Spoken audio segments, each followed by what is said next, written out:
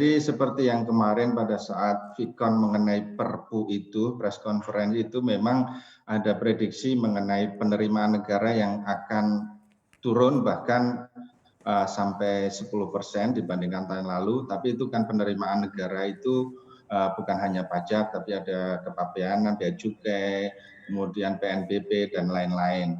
Nah, kalau dari sisi pajak sendiri memang kita juga sedang memitigasi, ada kemungkinan memang turun, tapi mudah-mudahan tidak 10%, dan kami tetap berusaha supaya paling enggak sama dengan tahun lalu, walaupun kalaupun harus turun pun tidak terlalu dalam begitu. Nah ini beberapa kita sedang memitigasi semuanya dengan kondisi yang ada seperti ini, dengan stimulus yang kita berikan, yang tentunya itu akan mengurangi penerimaan pajak selama 2020 ini. Kita tetap berikhtiar supaya penerimaan pajak kita bisa mendukung program pemerintah dalam terutama mengatasi dampak COVID-19 ini.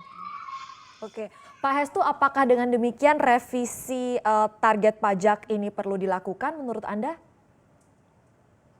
Ya, di dalam Perpu kemarin sudah disampaikan bahwa memang postur APBN itu akan dilakukan perubahan. Dan itu nanti melalui peraturan presiden, tidak melalui mekanisme biasa seperti DPR, tapi melalui mekanisme peraturan presiden, dan tentunya itu nanti juga akan merubah postur penerimaan pajak juga, target 2020 juga, supaya menyesuaikan dengan kondisi yang sekarang berjalan ini, di mana banyak industri, sektor-sektor yang tertekan karena COVID-19 ini, tapi memang juga ada beberapa sektor yang justru tumbuh, seperti sektor elektronik, bahan makanan yang jadi, kemudian seperti pabrik masker. Nah itu kan juga ada pertumbuhan. Nah ini memang kita sedang exercise terus seberapa jauh dampak dari COVID ini terhadap penerimaan pajak, dan nanti akan dituangkan di dalam perubahan postur APBN 2020 nanti. Yang lewat PP itu ya Pak ya.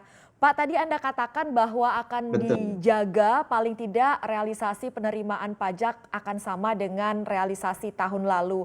Apa strategi Anda Pak berarti?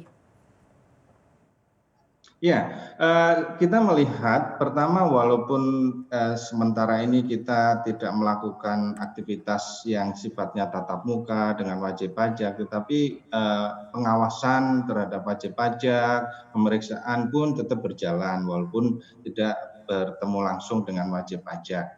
Yang perlu kita pahami sekarang adalah bahwa sebenarnya masih banyak potensi. Artinya bahwa selama ini pun masih banyak wajib pajak itu yang belum membayar kewajibannya dengan baik. Jadi kita sudah juga memiliki berbagai macam data, termasuk data keuangan, data rekening, yang kita sekarang lihat satu persatu ada rekening besar, tetapi kita cek SPT-nya belum lapor di situ. Nah kita kan tindak lanjuti dengan pembinaan dan pengawasan.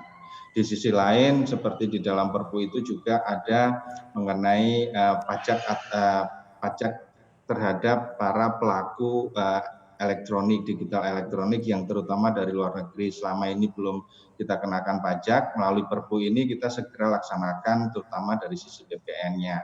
Nah ini banyak langkah-langkah yang sedang kita siapkan, tentunya masih dalam kondisi kita juga sangat aware dengan situasi yang juga menyulitkan berbagai sektor industri. Tetap kita berusaha untuk memitigasi penerimaan pajak ini supaya tidak, katakanlah tidak turun, kalaupun turun juga tidak akan terlalu jauh.